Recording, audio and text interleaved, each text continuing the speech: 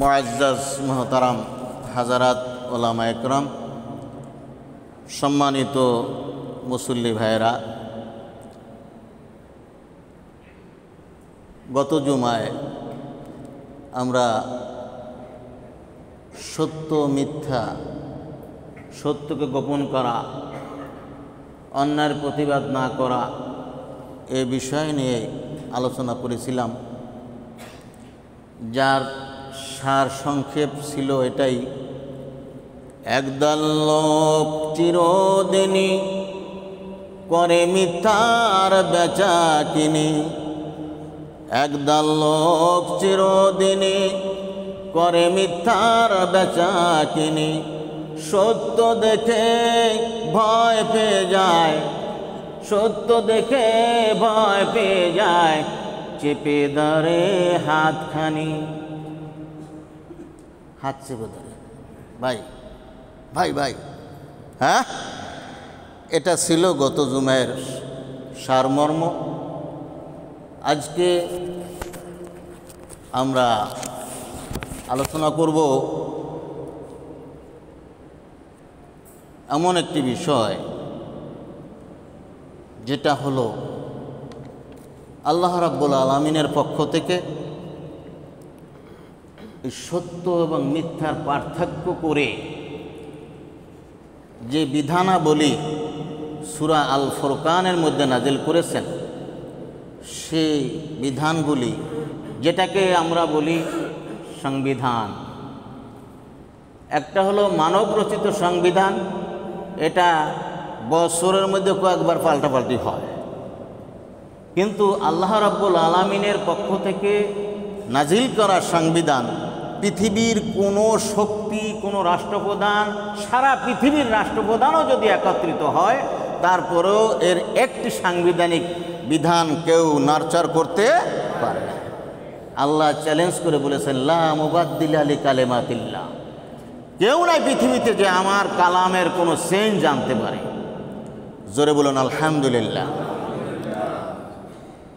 আর সেই আল্লাহ রাব্বুল আলামিনের নাজিলকৃত সংবিধান, এটাকে আপনি যদি মেনে চলেন, তবেই হতে পারবেন আপনি আল্লাহর বান্দা। আল্লাহর বান্দা, এই বান্দা বলি আমরা, এই বান্দারই আরবি হলো আবদুন। বান্দাটা কিন্তু ফার্সি, আর আবদুন হলো আরবি। আর আমরা এই ফার্সিটাকে আমরা করে নিয়েছি বাংলা। বান্দা বললে আমরা কি বুঝি? বাংলা বুঝি না? এটা কি বাংলা? এটা বাংলা না। এখন আসল অর্থ হলো, আবদুনের অর্থ হলো দাস। কি দাস না মনিব? দাস। যে ব্যক্তি দাসত্ব করতে বাধ্য, নিয়ম কানুন কাজকর্মের মেনে চলার জন্য বাধ্য, তাকে কি বলে? দাস। এই আল্লাহ রাব্বুল আলামিন দাসদের জন্য কতগুলি বিধানাবলী নাজিল করেছেন। যারা এই বিধানগুলি মেনে চলবে, তারাই হলো আল্লাহর বান্দা। আল্লাহর বান্দা। আর একটা হলো, এই বান্দা শব্দের পাশাপাশি আর একটি শব্দ আছে, বান্দর। কি? বান্দর। বান্দর, তাহলে বোঝা যাচ্ছে এটা উচ্ছৃঙ্খল। বান্দর কি? উচ্ছৃঙ্খল এবং চতুর, এবং তার স্বার্থ সিদ্ধির জন্য সে যা ইচ্ছা তাই করতে পারে। তার স্বার্থ সিদ্ধির জন্য সব কিছু করতে পারে, তখন তাকে কি বলে? বান্দর। আর আমরা হলাম আল্লাহর দাস। এই দাস শুধু মুখে বললে হবে না, এই দাসের কতগুলি নিয়মাবলী আছে, যে এই বিধানগুলি যে মেনে চলবে সেই আল্লাহর দাস, আল্লাহর বান্দা। যে এগুলি মেনে চলবে না, তার কি পরিণতি, সেটাও এই আয়াতে পাশাপাশি দেওয়া আছে। আল্লাহ রাব্বুল আলামিন পরিষ্কার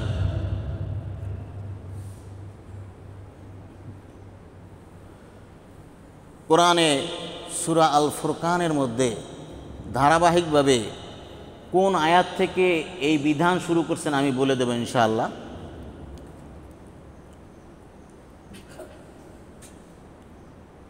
আল্লাহ রাব্বুল আলামিন যারা এই বিধান মেনে চলবে তাদের নাম দিয়েছেন ইবাদুর রহমান। কি বলেন তো? ইবাদুর রহমান। এই ইবাদুর রহমান কারা? বলে হুজুর আমাদের বাড়ির পাশেই তো ইবাদুর রহমান আছে। হ্যাঁ, সেই ইবাদুর রহমান? বাড়ির পাশের ইবাদুর রহমান? ইবাদুর রহমান আল্লাহর দাস। কারা? আর এই বিধান নাযিল করছেন, সূরার নাম কি? আল ফুরকান। সূরার নাম কি? আল ফুরকান। আপনারা শুধু জুমায় আসেন আর চুপচাপ শুনে চলে যান, কিন্তু জেনে যেতে হবে আমাদের আগামী সপ্তাহ পর্যন্ত, এই সপ্তাহে আমরা কি বিধান শুনলাম, এর কতটুকু আমি মেনেছি, কতটুকু পালন করতে পেরেছি। আমি তো এটা শুধু স্পষ্ট বলে দেই অমুক আয়াত, অমুক হাদিস, এরপরে এটাকে আপনি যদি নোট করে নেন, রেকর্ড করে নেন, লিখে নেন, তবে আপনার জন্য এটা বোঝা অতি সহজ। এখন হাজার হাজার কেতাবের দরকার হয় না, মোবাইল অ্যান্ড্রয়েড সেটে খালি ক্লিক করলেই পাওয়া যায়। সহজ হয়ে গেছে কিনা? হ্যাঁ। সূরার নাম আল ফুরকান। ফুরকান অর্থ কি? সত্য এবং মিথ্যার মধ্যে পার্থক্যকারী। এবং এই ফুরকান শব্দটি পবিত্র কোরআনই নাজিল করার আয়াতের মধ্যেই আছে। শাহরু রমাদান আল্লাযী উনজিলা ফীহিল কুরআন হুদাল লিন্নাসি ওয়া বায়্যিনাতিন মিনাল হুদা ওয়াল ফুরকান। জোরে বলুন আমিন। প্রথম আয়াতে বলল কোরআন, পরের আয়াতে গিয়ে কি বলতেছে? ফুরকান। এই কোরআনেরই নাম একটি ফুরকান। আর এই আয়াতে স্পষ্ট আসছে ফুরকান মানে কি? সত্য এবং মিথ্যার মধ্যে যে পার্থক্য বুঝিয়ে দেবে এই কোরআন। আল্লাহ রাব্বুল আলামিন পবিত্র কোরআনের সূরা আল ফুরকান, এই সূরা আল ফুরকানের 63 নম্বর আয়াতের মধ্যে ইরশাদ করেন, ওয়াইবাদুর রহমানিল্লাযীনা ইয়ামশুনা আলাল আরদি হাওনা। ইবাদুর রহমান আল্লাহর দাস, আল্লাহর বান্দা তারা, ইয়ামশুনা আলাল আরদি হাওনা, যারা নম্রভাবে পৃথিবীতে পদচারণা করে, চলাফেরা করে। কীরকম? নম্রভাবে। এই নম্র মানে এরকম না যে একটা কিল দিলেই সে রাস্তা থেকে ছিটকে পড়ে যাবে, অথবা এই নম্র মানে সেই নম্র না যে ছোটে না কো হাঁটে না, কাউকে যে কাটে না, করে না কো ফুসফাস, মারে না কো ঢুসঢাস। এটা তো পুরুষই না, তো নাই কিছু এর মধ্যে, তাই না? এরকম যদি থাকে কেউ, তবে সেটা কি? তার মধ্যে কিছুই নাই, ওটা শেষ হয়ে গেছে।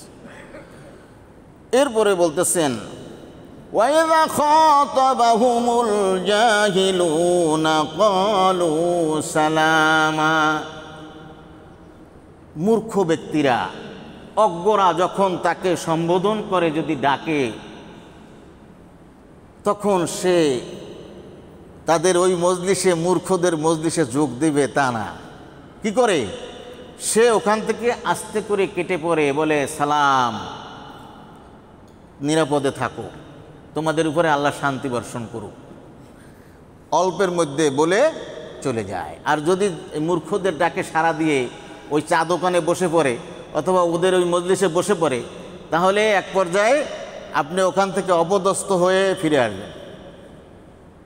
এই জন্য আল্লাহ বলছেন যে আমার দাস যারা বান্দা, তাদের মধ্যে ওয়াইটনেস থাকবে, ব্যক্তিত্ব থাকবে, ব্যক্তিত্বহীন।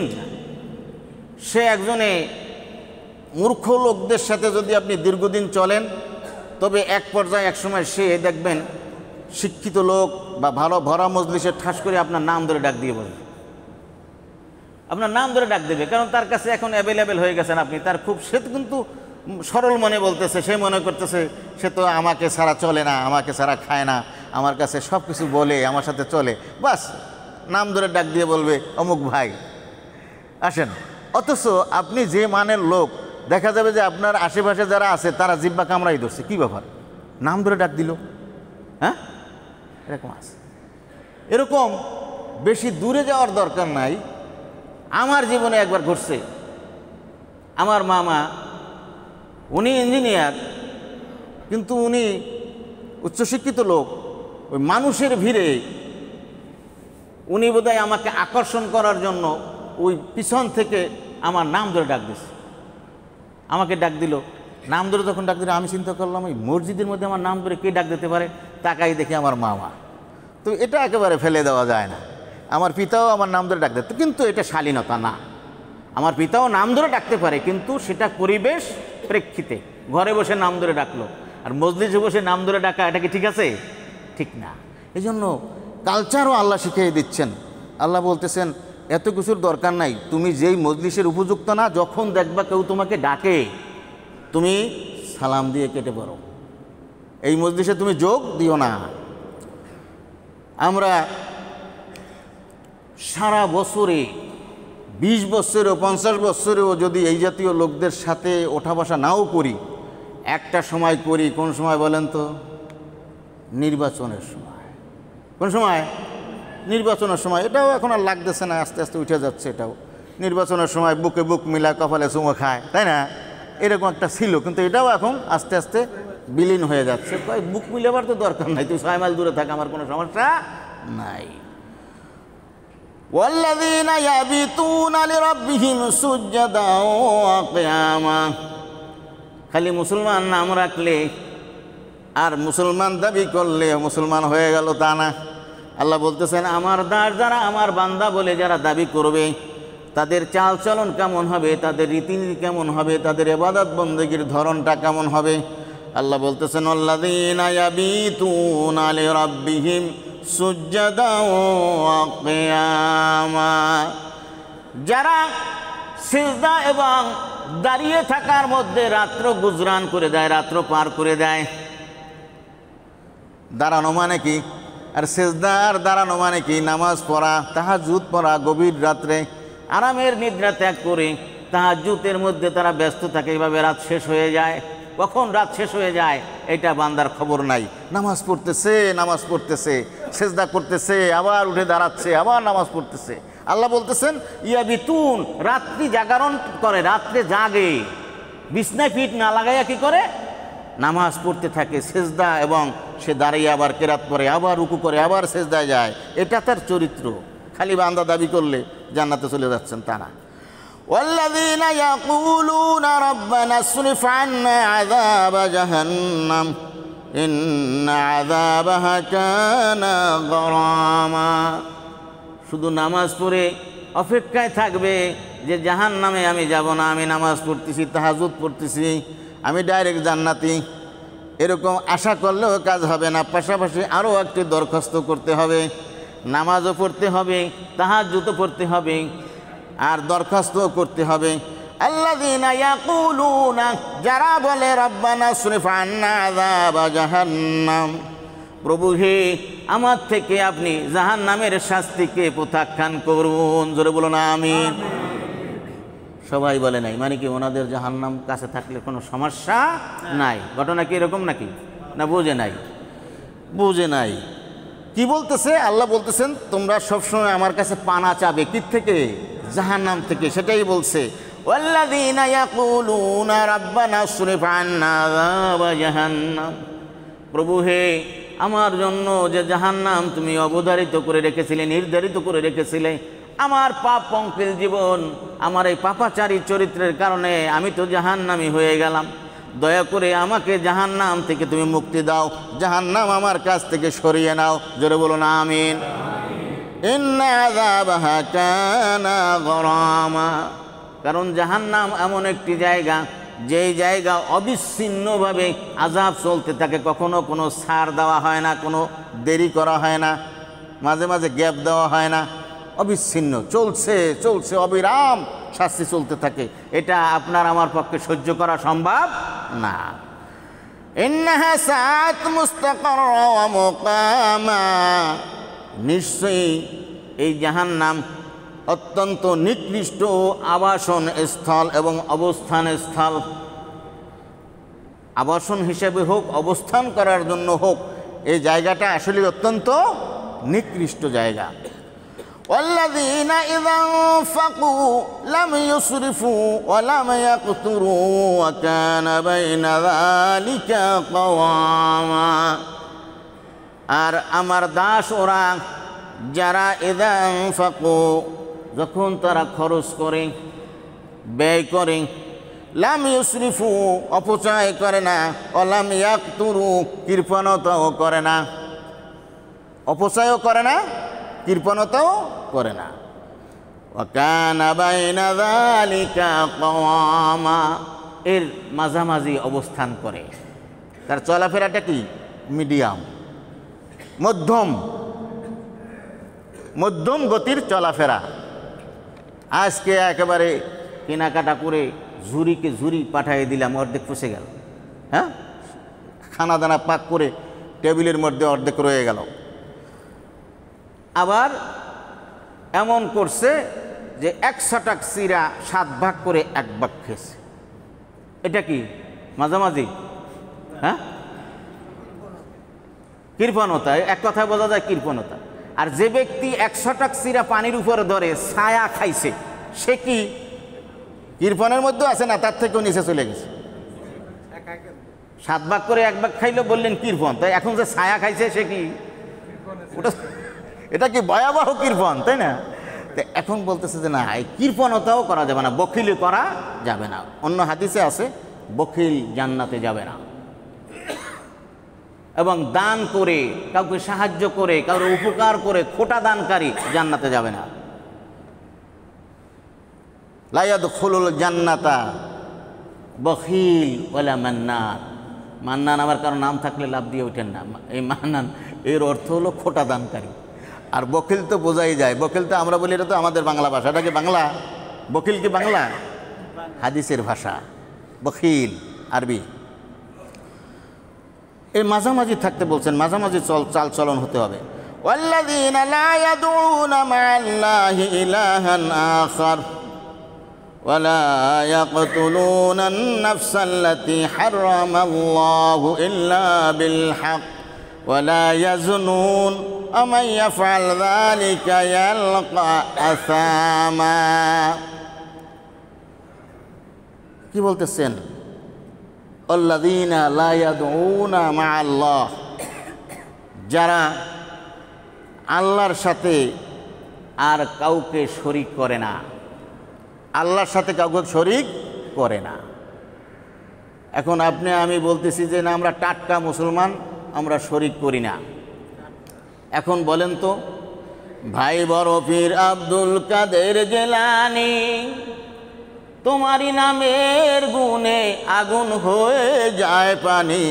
ভাই বড় পীর আব্দুল কাদের জিলানী, দোতারার মধ্যে দিয়ে এরকম যখন টান্ডা মারে, আপনিও গলা উঁচু করে দাঁড়াই জানা মাথা ঝুলান, আরে গাইরা নিল জান্ডা, সাথে সাথে সবটি জাহান্নামী হয়ে গেল, মুশরিক হয়ে গেল।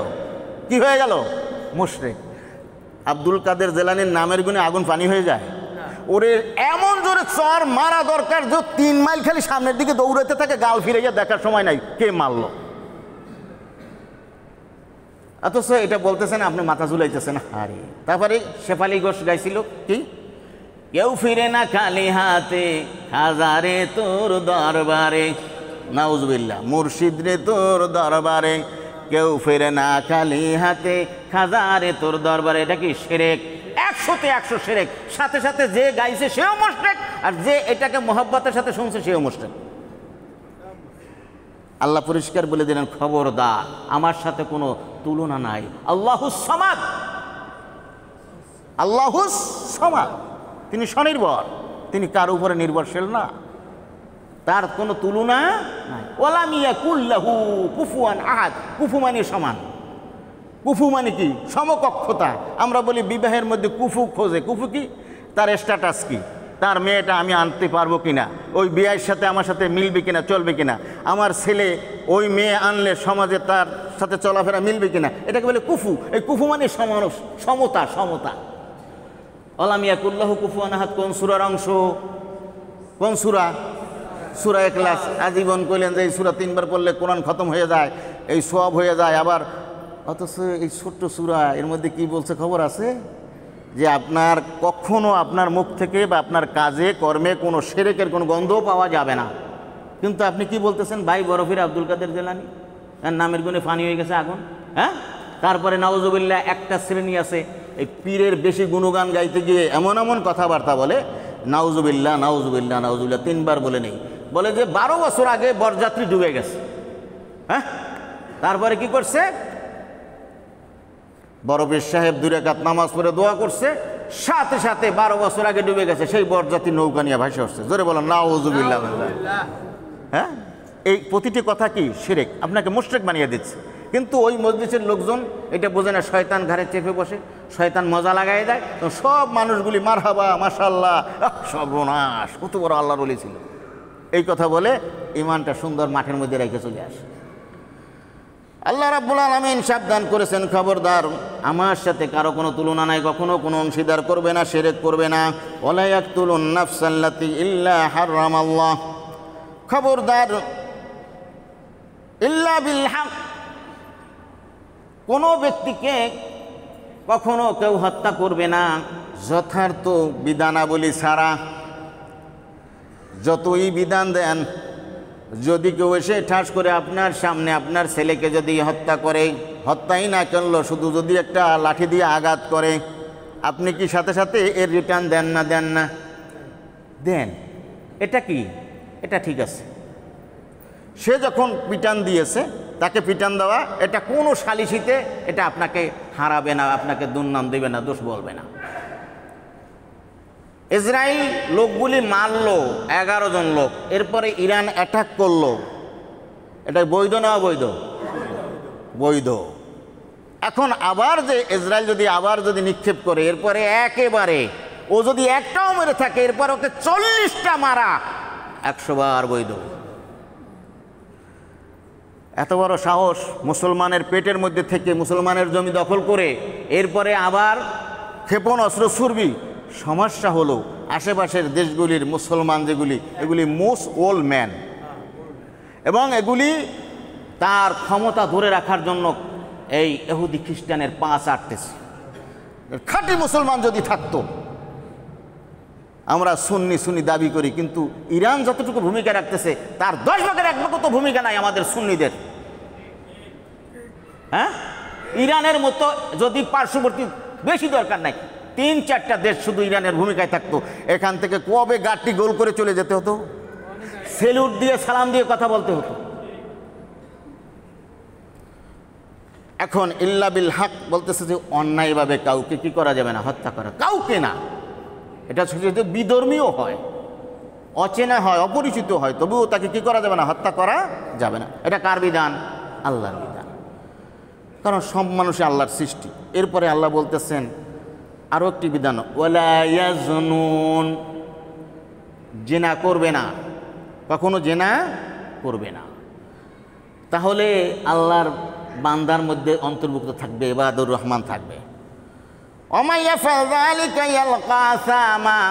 অনেক সময় পরে জবাব দিচ্ছেন আল্লাহ যে এই বিধান যেগুলি বলা হলো, যদি এগুলি না মেনে, যদি এগুলির বিপরীতমুখী হয়ে সে চলে, অমাইয়া ফাল যালিক, আল্লাহ সংক্ষেপে বলে দিলেন এগুলি যে বলা হলো, এগুলি যারা করবে, মানবে না বরং উল্টাটা করবে, যেটা নিষেধ করা হয়েছে সেটা কি করবে সে, যদি সেটা করে, ইয়ালকা আসামা, তবে সে পাপীদের সাথে মিলিত হবে।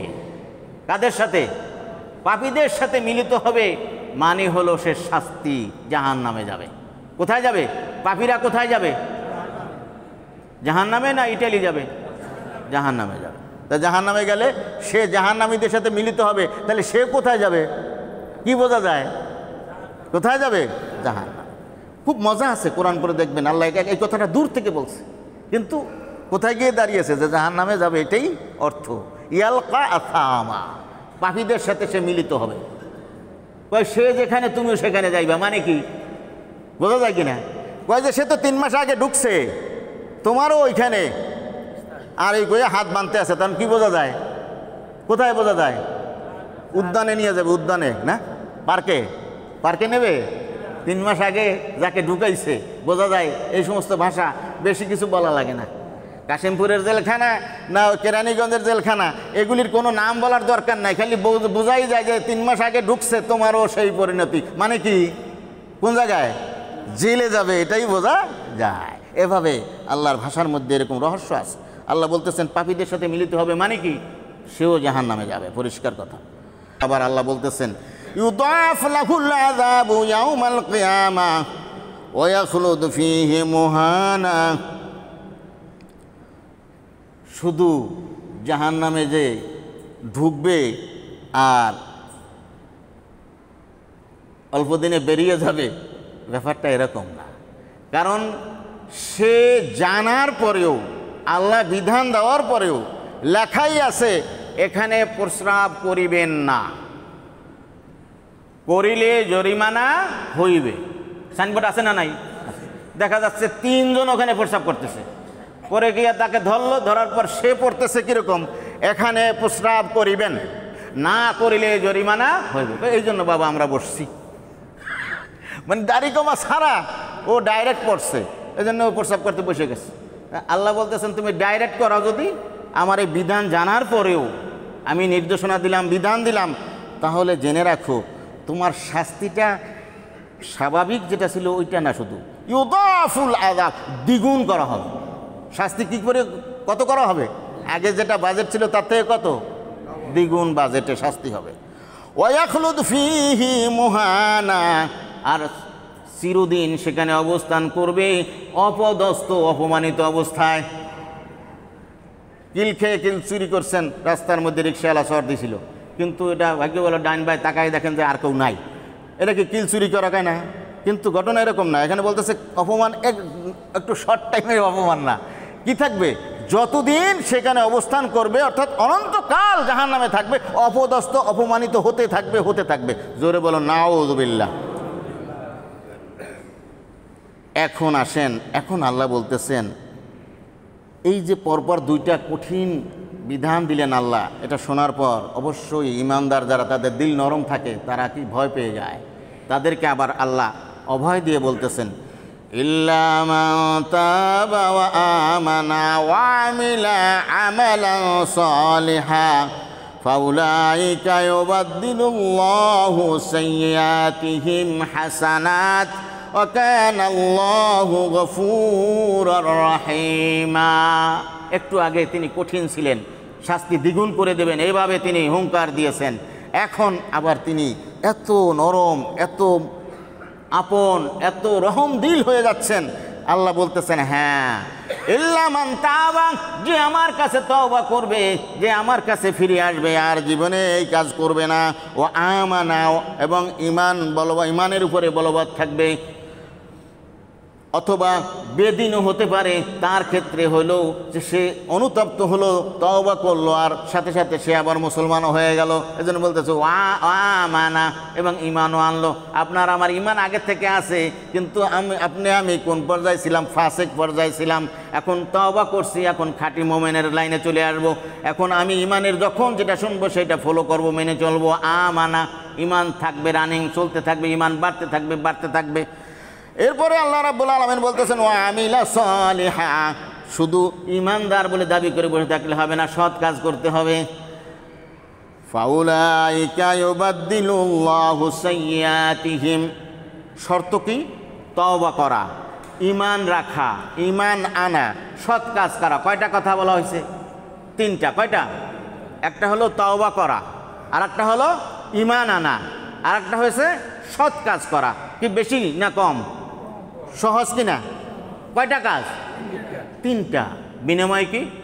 আল্লাহ বলতেছেন ফাউলাইকা ইউবাদদিলুল্লাহু সাইয়্যাতিন হাসানা, সাইয়্যাতিহিম হাসানা।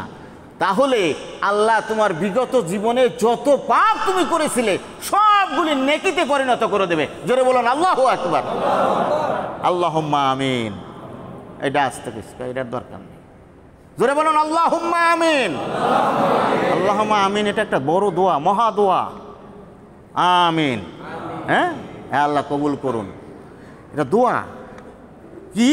কি দোয়া চাইলাম?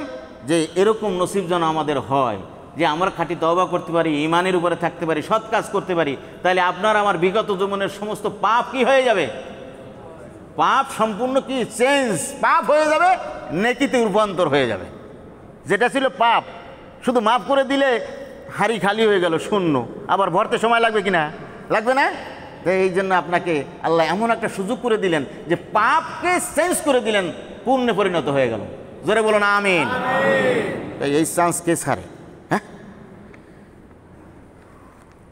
শুধু তাই না, আল্লাহ রাব্বুল আলামিন বলতেছে না, মান তাবা ওয়া আমিলা সালিহা ফাইন্নাহু ইয়াতুবু ইলাল্লাহি মাতাবা। তওবা যে করবে, এরকম সমাজে আছে, হঠাৎ করে একটা গালি দিয়ে বা একটা খারাপ কাজ করে বলে তওবা তওবা, থুকু থুকু, আছে না নাই? সমাজে আছে কিনা বলে? অঞ্চল ভেদে অন্য ভাষাও থাকতে পারে। আমি এই দুইটা তো মোটামুটি আমার মুখস্থ আছে, তাই না? কি বলে? মুখে নিজে হাত দিয়ে কয় তওবা তওবা, উনি কিন্তু বাজে কথাটা বা পাপের কথাটা বলছে বা করছে, তারপরে কয় থুকু থুকু বলে, তাই না? এটা হইল আল্লাহ বলে এই সমস্ত খেলনা মার্কা তওবা কাজ হবে না। তুমি থুকু থুকু করবা, আর এখন বললা নামাজের পরে বললা আস্তাগফিরুল্লাহ আস্তাগফিরুল্লাহ, বের হয়েই আকাম করলা, এরকম তওবা আমার কাছে গ্রহণযোগ্য না। পরিষ্কার বলতেছেন, ফাইন্নাহু ইয়াতুবু ইলাল্লাহি মাতাবা, পরিপূর্ণভাবে তওবা করতে হবে, তাহলে আপনার পাপ পুণ্যে পরিণত হবে। আর এখন সাময়িক তওবা তওবা করে আবার কয় যে কিছু জমে গেছে, যাই উমরায় একটা ঘা দিয়ে আসি। হ্যাঁ, উমরায় ঘা দিয়ে আইস, মনে করছে ফুসে গেছে। হ্যাঁ, ওখানে হাজরা আসওয়াদের চুমা দেশে মোসা দেশে ফুসে গেছে, এই সব সৌদি আরব জমে গেছে। এইলে তো সৌদি আরব মরুভূমি থাকতো না, খালি পাপের পাহাড় দেখা যায়, খালি দেখা যায় কালা কালা পাহাড়। কি এটা? সব পাপের পাহাড়। হ্যাঁ, আল্লাহ বলতেছেন তোমার পাহাড় করারও দরকার নাই, খাঁটি তওবা করো, তোমার পাপ কোনো জমিনেও জমা হবে না, কিছু না, তোমার আমল নামায় ওইটা পুরা সবের পাহাড় হয়ে যাবে। জোরে বলো না আমিন। আল্লাযীনা লা ইয়াশহাদুনা সুর, এবং যারা মিথ্যার সাক্ষী হয় না, অর্থাৎ কখনো মিথ্যা কথা বলে না বা মিথ্যা সাক্ষীও দেয় না। কিন্তু প্রথমে আমি কি বলছিলাম? একদল লোক চিরদিনই করে মিথ্যার বেচা কিনি, সত্য দেখে ভয় পেয়ে যায়, চেপে ধরে হাতখানি। কিছু লোক আছে চিরদিন তার ব্যবসাটাই হলো মিথ্যা কথা বলা, মিথ্যা কাজ করা, শয়তানি করা, পেছে লাগানো। ওয়াইদা মাররু বিল্লাগwi মাররু কিরামা, যখন সে চলাফেরা করে যেই মজলিসে বা যেই জায়গার মধ্যে মানুষ অবাঞ্ছিত কথা, নিরর্থক কথা, বাজে কথা বলা বলি করতেছে, সে কখনো সেই মজলিসের মধ্যে সে কখনো বসে না, সেখানে দাঁড়ায়ও না, সসম্মানে গাম্ভীর্যতার সাথে সেখান থেকে সে কেটে পড়ে, ওদিকে তাকায়ও না। আর আপনি যদি একটু তাকাইও, যদি একটু তাল লাগাইয়ে দিতে পারেন, তাই না? একটু যদি হাসি দেন আর বলে হ্যাঁ মাশাআল্লাহ, আরে ভাই কেমন আছেন, চালাই যান, হ্যাঁ, তাহলে টের পাবেন একদিন। হ্যাঁ, একদিন ওই যে একটু লাগাইলেন না, এই লাগাবার ফল আছে। লাগাবার ফল জানেন নি? ওই যে একটু চিটাগোর লাগাই দিয়ে গেছে দোকানের পাশে, এই চিটাগোর খেয়েছে ওল্লা, এই ওল্লাকে আবার থাবা দিছে ইঁদুরে, ইঁদুরকে আবার থাবা দিছে কে? বিড়ালে, এই বিড়ালকে আবার থাবা দিছে কুকুরে। বিড়ালটা ছিল দোকানদারের, ইঁদুর মারার জন্য রাখছে। এখন দারোগার কুকুর বিড়াল মাইরে ফেলছে, দোকানদার দোকানের ডাসা দিয়া দারোগার কুকুরের মাথা ফাটাই ফেলছে। দারোগা কেস করবে, বিকালে থানায় ধরে নিয়ে গেছে হ্যান্ডকাপ দিয়া।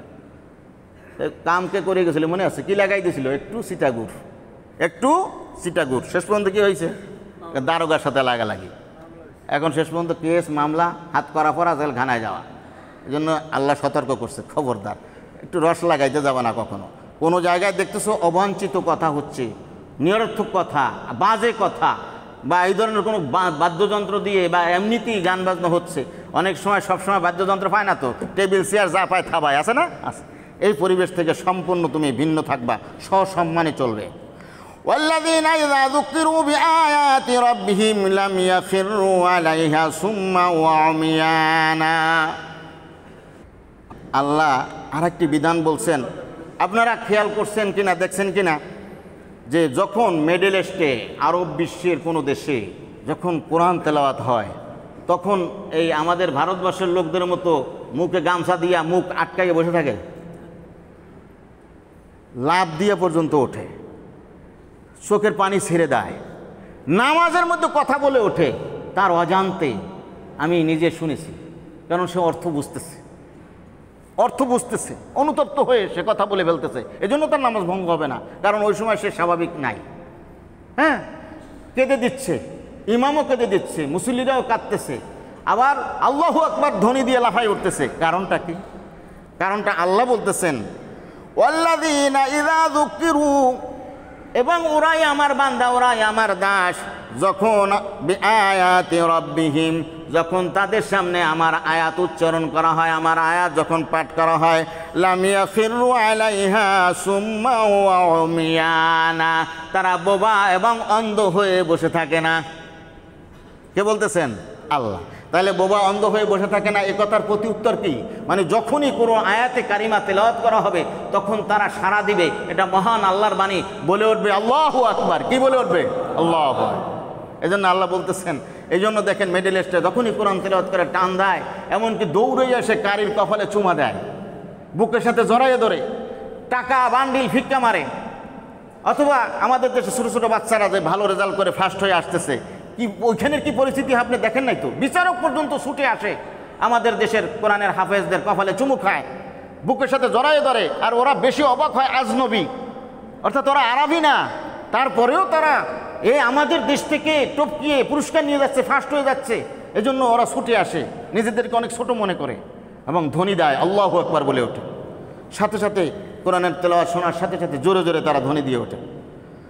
ওয়াল্লাযীনা ইয়াকুলুনা রাব্বানা হাব লানা মিন আজওয়াজিনা ওয়া যুররিয়াতিনা কুররাতা আয়ুন ওয়াজআলনা লিল মুত্তাকিনা ইমামা। জোরে বলুন আমিন।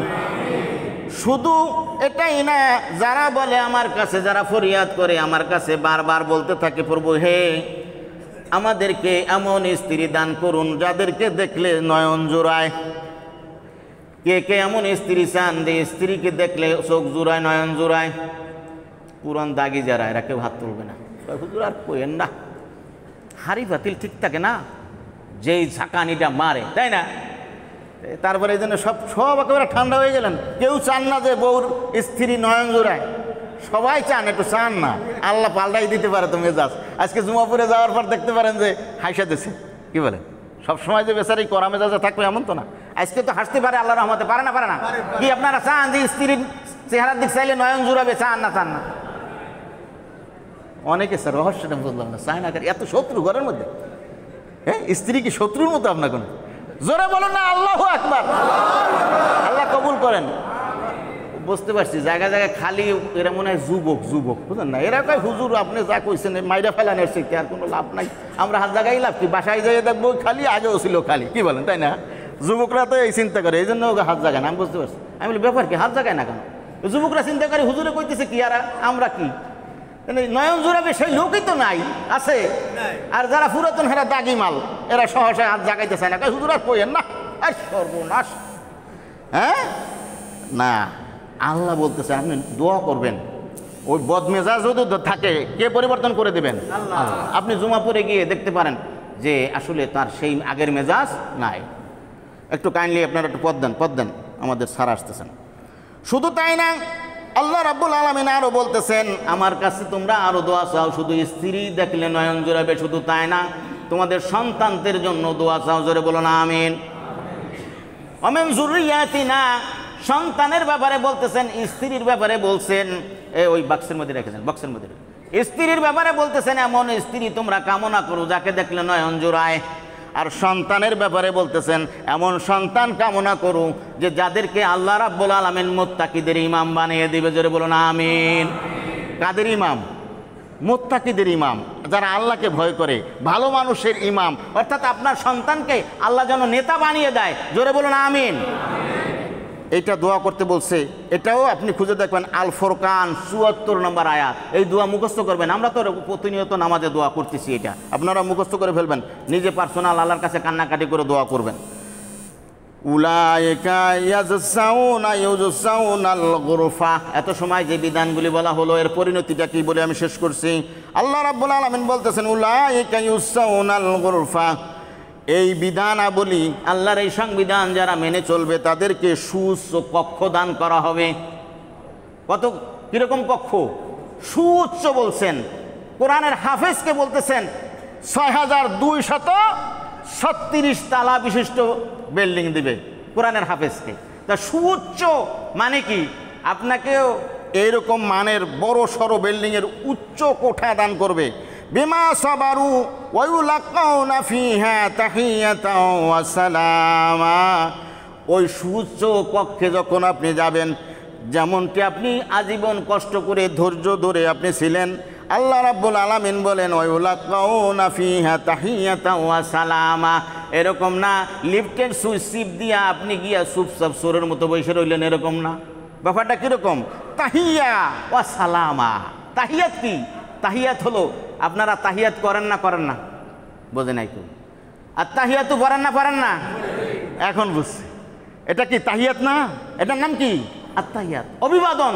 নবী গিয়ে বললেন আত্তাহিয়াতু লিল্লাহি ওয়াস সালাওয়াতু ওয়াত তাইয়্যিবাত।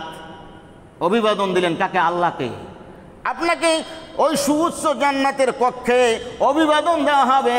আল্লাহর নবীকে যেমন অভিবাদন দিয়েছিলেন সালমান ফারিসি, মদিনার সীমান্তে দাঁড়িয়ে বলেছিলেন তালাল বাদরু আলাইনা মিন সানিয়াতিল ওয়াদা ওয়াজাবা শুকরু আলাইনা মাদা লিল্লাহি দা আইয়ুহাল মাবুসু ফিনা জিতা বিল আমরিল মুতা জিতা শারাফতাল মদিনা মারহাবা ইয়া খায়রাহা। জোরে বলুন আল্লাহু আকবার। জিতা শারাফতাল মদিনা, আপনি মদিনায় আসছেন, মদিনাবাসী ধন্য হয়ে গেছে। অভিবাদন দিছিল নবীকে। ঠিক জান্নাতে আপনাকে সেভাবে অভিবাদন দেওয়া হবে। আর বলা হবে সালামা, শান্তি বর্ষিত হোক তোমাদের উপরে, শান্তি, তোমরা নিরাপদে থাকো। খালিদিনা ফিহা হাসুনাত মুস্তাকাররা মুকামা, সেখানে চিরকাল অবস্থান করবে। আল্লাহ আমাদেরকে এই তৌফিক দান করে। বলুন আমিন। জোরে বলুন আমিন।